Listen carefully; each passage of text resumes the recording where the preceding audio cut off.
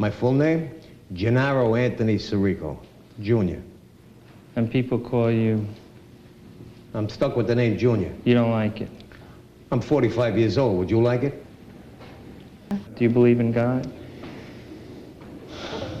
You gotta ask me that? I would never be here if there wasn't something bigger than us all. How did it get started? Why is it here? You're asking me? Yeah. I have no idea. You'd have to ask my brother, the priest. I worked in construction for a while when I was young, when I first got married. And my marriage failed. And I started running with the wrong type of guys, and I found myself doing a lot of bad things. What'd you do? Armed robberies, taking off bookmakers. I was a crazy kid. Did you ever go to jail? Yeah. How many times? A few times. I did time at Sing Sing, Auburn, Walkill. I did time all over. Which was the least pleasant? None of them are real special. When we were young in Brooklyn, there was every couple of neighborhoods, every couple of blocks had their own bunch of guys. But you were Italian. Were you fighting against Italians? We were fighting Irish and blacks. So who shot you? An Irish guy. shot me on the church steps of St. Brendan's Cathedral. That's where we had the fight, right on the steps of the church. And what were you fighting over? They had walked into our neighborhood. Did you kill? Did I what? Kill anybody? No. Why not? Why didn't I kill anybody? Yeah. That's a funny question. Well, how can I answer that? Truthfully.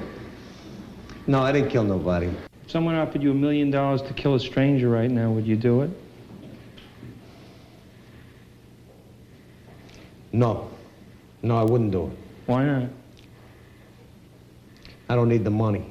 Fell in love with a little girl in the neighborhood about 3 months after I got married. It's really hard for me to explain. I just went downhill from there. It was an eventual divorce, and that's why my kids and me are not that close. And I wish I could have changed that somewhere along the line. I was madly in love with this girl. I mean, I was madly in love with her. I left my wife for her, left my 2 kids for her. Don't ask me why. I used to just, I was quiet around her. But the moment somebody would look at her, or I would think they were looking at her, or maybe even you're right. Maybe I wanted to show her that I was in her defense. I gave a lot of guys beatings for her. We were in Sheepshead Bay one night, in Joe's Clam Bar. And I was inside getting cigarettes, and she was outside ordering whatever, and some sailor came by and was talking to her. And I freaked out, and I'm telling you, I freaked out. I went outside and I just started wailing on him. But I mean, I gave him a beating. I mean, I overdid it, you know. I wasn't in my right head. I mean, it was a bad, bad time in my life. That's why I'm telling you about it. And I'm not ashamed of it. I am ashamed of it, but this helps me.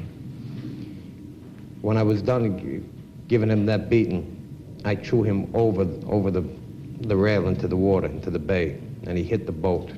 There was a fishing boat there. He hit the boat, and I don't even know till this day what happened to this guy. I just took him and I ran, got in the cab and disappeared. Was your girlfriend with you? When Yeah. What'd she say? She was hugging me and kissing me. Is that crazy? I have no explanation for my actions. How do you explain her abandoning you when you got arrested? I have none for that.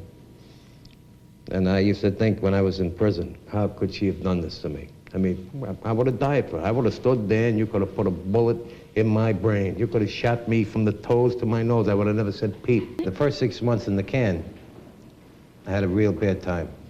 I was madly in love with her. And she didn't come to see me. She didn't even stand in the back of the court and wave goodbye to me when I went away. And for the first 6 months in the can, I was, yeah, you didn't want to know me. I was a dangerous, dangerous kid. And then one morning I woke up and then I could breathe again. It was gone. It was all over. The best day of my life is the day I fell out of love with that girl. What are you frightened of? Being alone, I guess. Dying alone? Living alone? Yeah. Being alone, you know. I've been alone a long time in the way I see things, you know. I have a family and whatnot, but my father died a brave man. He was dying for 5 years. I just lost him last year. Matter of fact, I stayed with him the whole year prior to his passing away. And that's when I got close to my father. My father was a great guy. I'm like my father. He never expressed himself. There's a lot of love in him, but you know, he held it in. The last year I had a wonderful time with him. 45 years, I caught up with it in 1 year. He never said peep. He never said peep. And he suffered for quite a many years, 5 years. Are you afraid to die? No. The last thing on my mind. You ready to die? Oh, yeah. Yeah. That doesn't frighten me at all. Are you eager to die? I used to be. I lived a life.